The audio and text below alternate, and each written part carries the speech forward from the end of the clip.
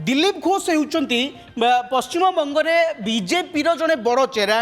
ये मुख्यमंत्री रेस रही कौन पाई दिलीप घोष को लेकिन एत चर्चा हो दिलीप घोष कथा देखा दिलीप घोष होती पूर्वतन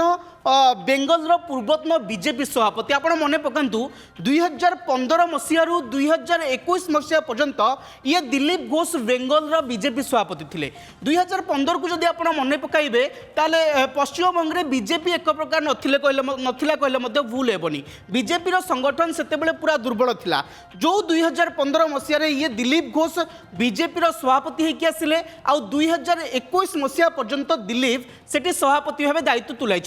दिलीप घोष को सभापतित्व कौन होती आपण 2019 साधारण निर्वाचन को जब मन पकाइबे लोकसभा निर्वाचन में सेठी बीजेपी गोटे लंग जंप मारी सीधा 18टी सीट हासिल करथिला जदि आपण भोट प्रतिशत को देखिए ताले प्रायतः 40% भोट बीजेपी सेठी हाथी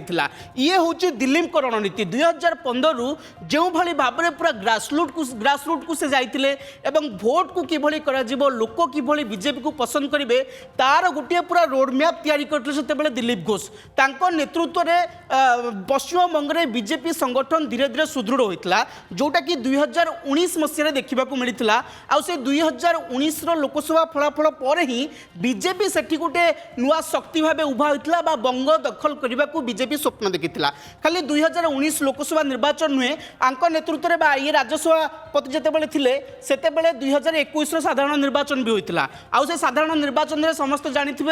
बीजेपी किभली भाव में 77 आसन जीति